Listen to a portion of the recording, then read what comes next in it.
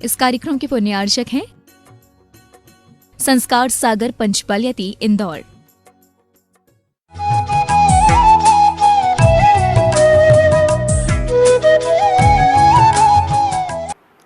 पत्रं यत्र विहाय शीप्रविपुले स्थातुं क्षणं नाक्षमं तत्रास्ते गुणरत्नरोहिणीगिरि यो देवी देवो महान् चित्रं नात्र करोति कस्य मनसा द्रष्टा पुरे सिरपुरे सश्री पार्श्वजनेश्वरो विजयते दिग्वाशिषां सासुनम। पत्र टिके ना जहाँ अधर में गुण रत्नों का गिरिवर हो, कितना विस्मय किसे नहीं हो जरा देख लो सिरपुर को। देवों के भी देव पार्श्वजन अंतरिक्ष में शांत रहे, युगों युगों तक दिगंबरों का जिन शासन जयवंत रहे।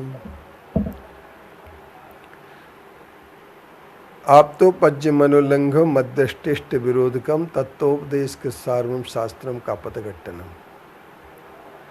जैन आचार्यों ने यह बात हमें बताने की कोशिश की है कि शास्त्र जो होते हैं वो शास्त्र हमारे सामने बहुत सारे हैं, आगम है, श्रुत है, शास्त्र है।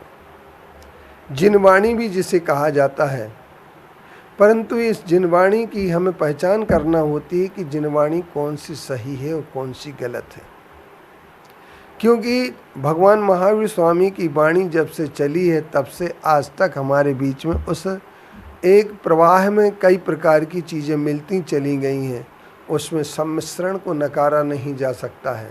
तो ऐसी स्थिति में हमारे सामने सबसे बड़ी बात आती है कि हम कैसे तय करें कि जिनवाणी कौन होगी। भाषा की कसौटी से असली नकली की बात नहीं कही जा सकती है, क्योंकि भाषा में हमारे सामने सबसे बड़ी बात देखी ये जाती है कि आचार्यों ने जैसे काल का निर्णय भाषा के आधार पर जब किया जाता है, कुछ लोग कहते हैं कि आचार्य कुंद का काल 6वीं शताब्दी के बाद का है, क्योंकि वो कहते हैं उनके काल में अपभ्रंश शब्दों के कुछ प्रयोग मिल रहे हैं। लेकिन एक बात आप लोगों के लिए देखना पड़ेगी कि सम्राट अशोक के जो शिलालेख हैं उन शिलालेखों में भी अपभ्रंश के शब्द मिले हुए हैं। यह इस रहस्य का उद्घाटन डॉक्टर राजाराम जी ने किया और इस रहस्य के उद्घाटन करते हुए उन्होंने यह बात तय करने की कोशिश की कि जब अशोक के काल में जब अपभ्रंश के शब्द मिल रहे हैं तो क्या अशोक का काल भी 6वीं शताब्दी या 12वीं शताब्दी के बाद का होगा या 9वीं शताब्दी के बाद का होगा।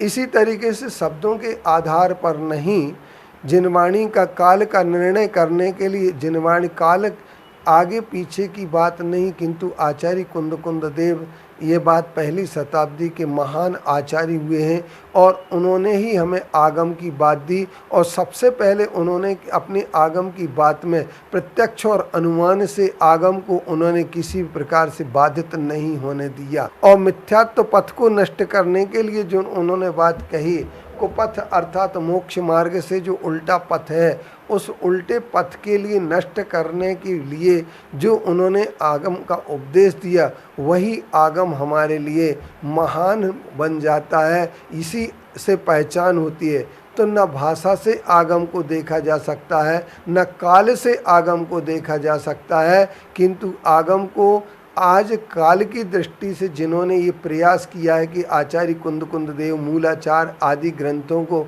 अर्वाचीन बताने के प्रयास करने से और उन्होंने ये अपने ग्रंथों को प्राचीन सिद्ध नहीं करने की होड़ लगाने का प्रयास किया है, यह एक बहुत बड़ा छल या फंडा है। इस छल या फंडे को जब तक हम नहीं समझेंगे, एक बात जिसमें अनुमान और प्रत्यक्ष से विरोध न आया हो, तीसरे नंबर जो कपथ अर्थात मिथ्या पथ को नष्ट करने की बात करता हो, जिसमें 5 इंद्रिय के विषय कषायों की बात न हो, वही हमारा सच्चा बिल्कुल पक्का आगम होगा। हम आगम को समझ करके अपने जीवन को भी समझ लेंगे। ओम शांति।